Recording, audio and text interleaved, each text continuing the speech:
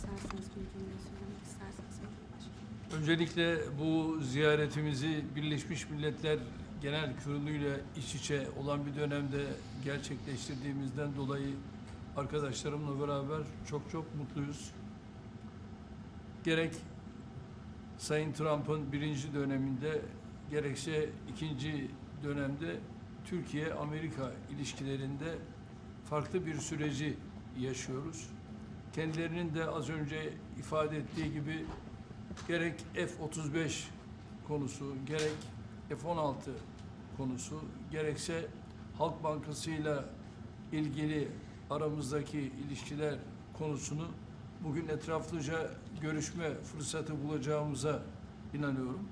Heybeliada okuluyla ilgili ise orada üzerimize ne düşerse biz onu zaten yapmaya hazırız. Dönünce de Sayın Bartolomeo'yla bu konuyu görüşme fırsatı bulacağım. First, Mr. President, I am very pleased that this visit actually coincides with the 80th UNGA. So I am very pleased to be here with my colleagues and friends. And as we have said, during the first term of your presidency and during your second term, we are able to carry Turkey and U.S. relations to a much different level and process. And as you've said, we have an opportunity here today to be able to discuss some of the issues regarding the F-35, the F-16, and also the Halkbank case, and we will have an opportunity to thoroughly discuss them. And based on what you have mentioned regarding the Heybeliada School, we are ready to do whatever we can that falls on our part, and I will, when I get back, try to discuss this issue with the esteemed Mr. Bartholomos to discuss how we can move forward on that. Okay, very good. I would like to be able to do that. The Greek Orthodox Church was here, and they would really like to have some help. They need some help, and I said I'd mention it, and we appreciate it. So this is a tough man. This is a guy who's highly opinionated. Usually I don't like opinionated people, but I always like this one. But he's a tough one, and he does an amazing job in his country. And we've had tremendous relationships, both having to do with war and having to do with trade. And I guess today we're talking about both. I'd like to have him stop buying any oil from Russia while Russia continues this rampage against Ukraine. And they've been fighting. They've lost millions of lives already. And for what? You know, for what? It's disgraceful. And I said yesterday, let it keep going because their economy is absolutely terrible right now. And I think it's a shame that they're doing that, killing a lot of people unnecessarily.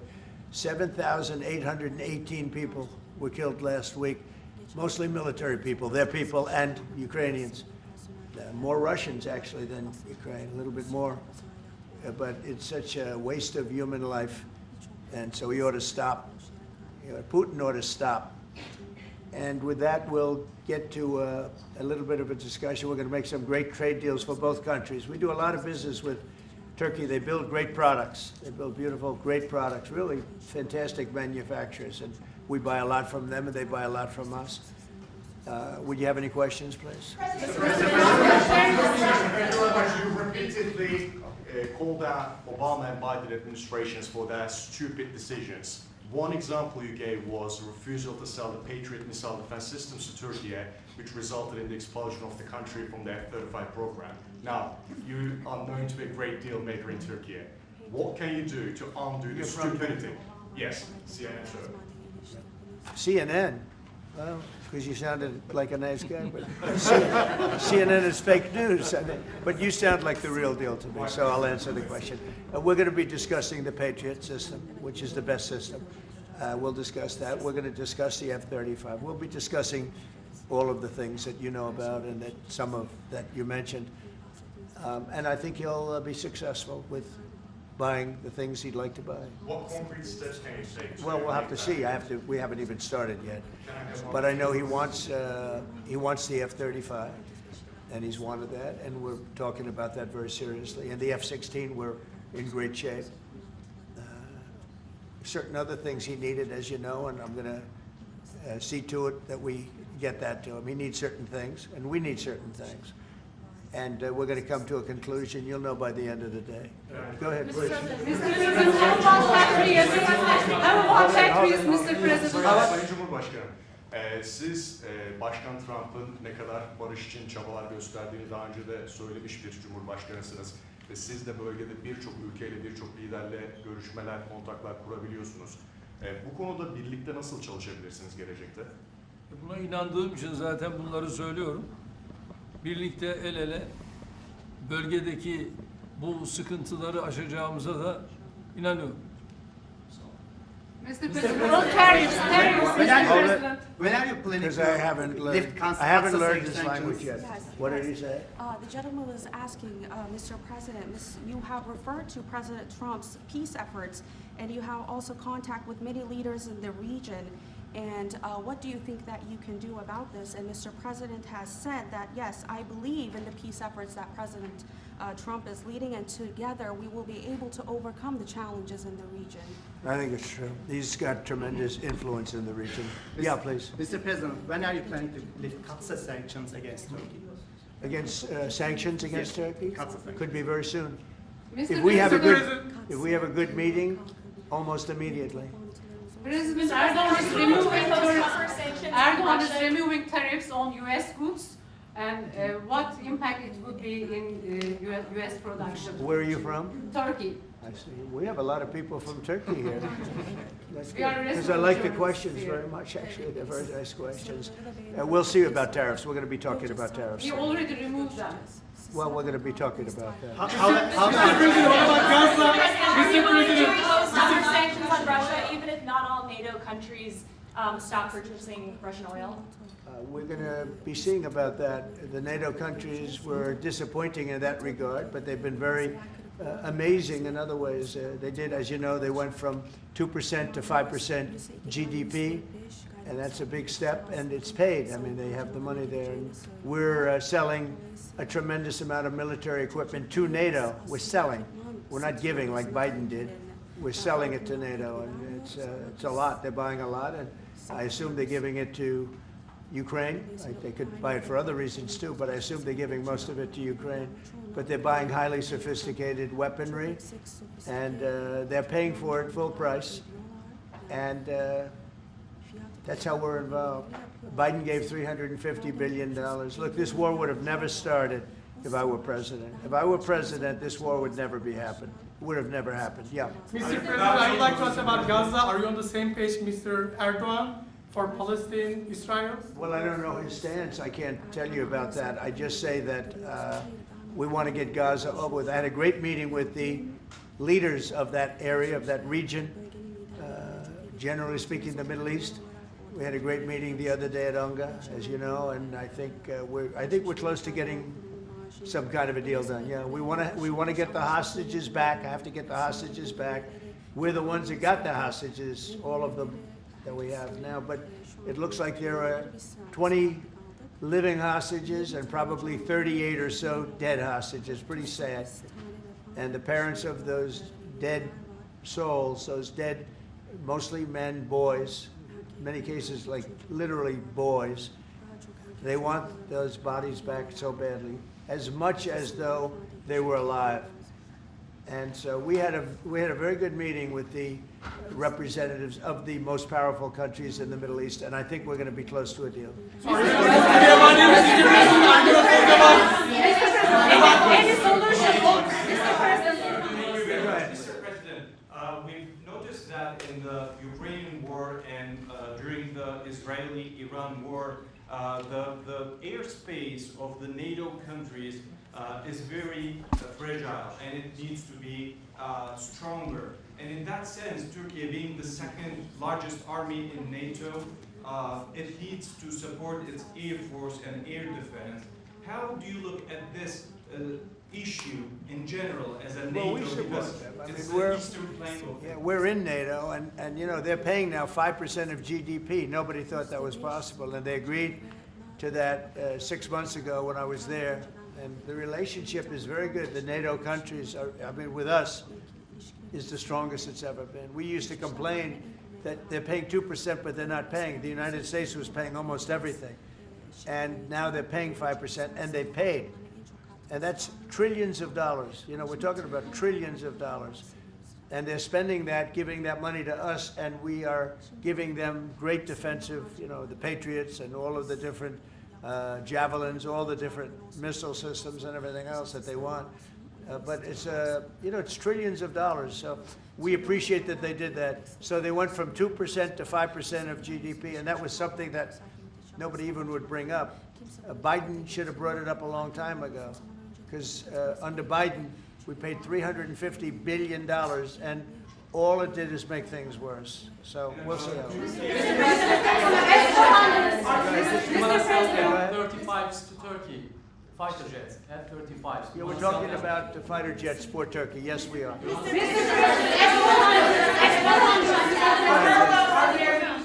we going to see any steps going to be taken today about the issue, about the things that are going on in the Gaza, Palestine? Are we going to? It could be today. Yeah, it could be today.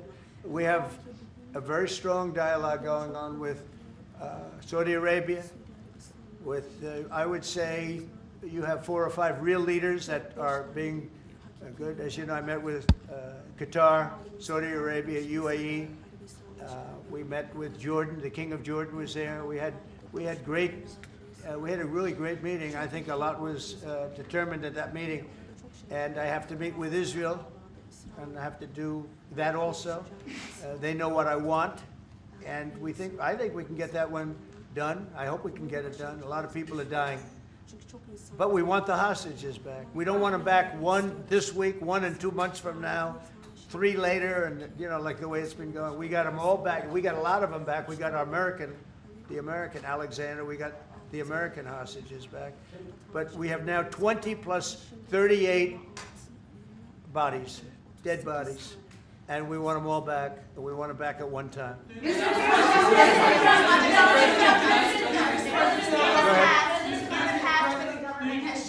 President Erdoğan will help to release the hostages? Do I think what? Do you think President Erdoğan will help to release the hostages? I don't know if he'll help in that. I don't really think we have. I don't think it'll be necessary in this case. I think we're going to be in a pretty good position. There are a lot of people that want that done. I met with great leaders. Look, you saw the people that were there, and great leaders. Egypt was also represented. We met with the leaders of that part of the world, and they want to see if they can get something done. And I'm going to have to tell Israel, let's go. We want to get the hostages back. Everybody wants to see that war over with, by the way. Everybody. So we're going to see what happens. Mr.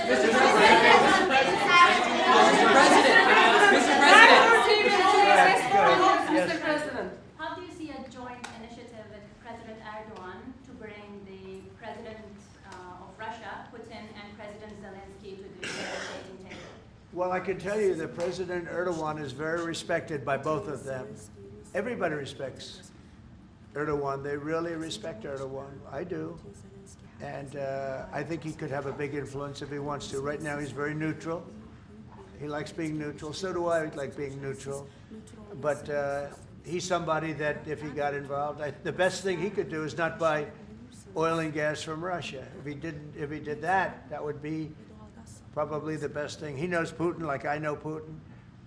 I thought Putin, I settled, as you know, 7 wars, and it's probably more than that if you really want to know the real facts, but 7 wars, and I thought this would be among the easier ones to settle. But I'm very disappointed in Putin. And he's been fighting hard, he's been fighting long, and they lost millions, they lost like 1 million soldiers. And you know, with all of the heavy bombardment over the last 2 weeks, they've gained almost no land. Think of that. They've gained almost no land. And I'm not going to ever call anybody a paper tiger, but Russia spent millions and millions of dollars in bombs, missiles, ammunition, and lives, their lives, and they've gained virtually no land. I think it's time to stop. I really do. Mr. President. A few months ago, you met with Aliyev and Pashinyan. Can you follow up? So where? You met with Aliyev and Pashinyan, Azerbaijan President Aliyev and Pashinyan. Can you follow up on what you want to say about current No, process? I can't. I just, I Mr. I like this guy. I like him. He's from CNN. Fake news, the worst fake news, but I like him. So it's CNN Turkey. I'll get Brian. Go. Syria has been a major issue between the two countries That's for the right. past decade. And you said the future to Syria is in Erdogan's hands back in, I think, December and January. And the countries are in the process of integrating little fractures into the main government. When do you want to see that happen? Well, I think President Erdogan is the one responsible for Syria, for the successful fight in ridding Syria of its past leader. And I think this man is responsible. He doesn't take the responsibility, but it's actually a great achievement. They've been trying to do it for 2,000 years. I said, he does it. He did it. I mean, they're your surrogates. I think you should take the credit for it. I told him, take the credit. For 2,000 years, you've been trying to take over Syria. He took over Syria, and he doesn't want to take the credit. You know, all of those people are his surrogates. But the leader of Syria, the new leader, as you know, I took sanctions off in order to let them breathe, because the sanctions were very strong. But I think we should have a major announcement today. He was responsible for that victory. It was a victory for Turkey, because they've been fighting, as you know, for like 1,000 years.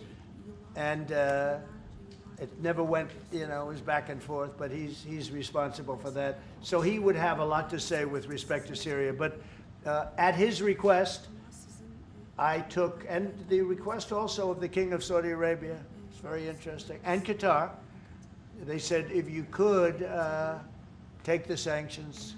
We had very strong sanctions. They couldn't have lived with those sanctions, and I took them off to give them a chance to breathe. But the president was one of the people that was responsible for that. He asked me to do it, and I did it. Mr. President, furloughs are very typical when the government shuts down. Why is the administration directing federal layoffs of federal workers this time around? Well, this is all caused by the Democrats. They asked us to do something that's totally unreasonable. They never change. They want to give money away to illegally, people that entered our country illegally. They want to give them massive federal money. And we don't want to do that because it means everyone's going to just keep pouring back. Right now we have absolutely perfect borders like you haven't seen in many years. Even better than I had great borders during my 4 years, but these borders are stone cold closed. You can only come into our country legally now. But the Democrats want to give it all away. They want to open up the borders. Take a look at that. Big thing. They want to open borders again. After what we're going through now, getting rid of prisoners, getting rid of all of these people dropped out from mental institutions, drug dealers, drug addicts, everything. They're putting everybody into our country. It's all ended now. But this is what Schumer wants. This is what the Democrats want. They want to have, and they want to take our money. We're doing well because of tariffs. We're doing unbelievable. We're making more money than we ever have made. And by the way, we're going to take some of that tariff money that we made, just to get off the subject for a second. We're going to take some of that tariff money that we made. We're going to give it to our farmers, who are, for a little while, going to be hurt until it kicks in. The tariffs kick into their benefit. So we're going to make sure that our farmers are in great shape because we're taking in a lot of money. We're finding, the other day, it was very interesting, they found $31 billion. They said, sir, we found 31. I said, you mean positively, right? They said, yeah, 31 million more than we knew. And they said, we don't know where it came from. I said, check the tariff shelf. They came back the following morning. They said, you're right, sir, it came from the tariffs. We've never seen anything like this. So what we're going to be doing is we're going to be taking some money from all of the tariff money that we've taken, and we're going to distribute it to our farmers until the tariffs kick into their benefit, which ultimately the farmers are going to be making a fortune. But it's a process of, it has to kick in. All right, maybe one more. Mr. President, there was another shooting at an ICE facility in Texas yesterday. Terrible. Detainees were killed. The FBI director posted on social media bullets that were engraved with the message anti-ICE. Right. He just posted another thing on social media saying they recovered a handwritten note from the subject that read, "Hopefully this will give ICE agents real terror to think, is there a sniper with AP rounds on that roof?" Who do you hold responsible for the uptick in left-wing violence in the country? Radical left rhetoric. The radical left is causing the problem. They're out of control. They're saying things, and they're really dumb people. I mean, I look at Crockett. I look at some of these people. They're very low IQ people, actually. But the radical left is causing this problem, not the right. The radical left. And it's going to get worse, and ultimately it's going to go back on them. I mean, bad things happen when they play these games. And I'll give you a little clue. The right is a lot tougher than the left. But the right's not doing this. They're not doing it. And they better not get them energized, because it won't be good for the left. And I don't want to see that happen either. I'm the president of all the people. But the radical left is causing this. Radical left Democrats are causing this problem. And it gets worse. It gets worse. And it'll be a point where other people won't take it anymore, and that will not be good for the radical left. And we don't want that. Okay, thank you. Mr. President, it seems like an indictment of James Comey is imminent. Would this be the first step in accountability for pushing the hoax of Russia, along with Barack Obama involved as well? Well, I can't tell you what's going to happen because I don't know. You have very professional people headed up by the Attorney General, and Todd Blanche, and Lindsay Halligan, who's very smart, good lawyer, very good lawyer. They're going to make a determination. I'm not making that determination. I think I'd be allowed to get involved if I want, but I don't really choose to do so. I can only say that Comey's a bad person. He's a sick person. I think he's a sick guy, actually. He did terrible things at the FBI. And but I don't know. I have no idea what's going to happen. Thank you very much, everybody.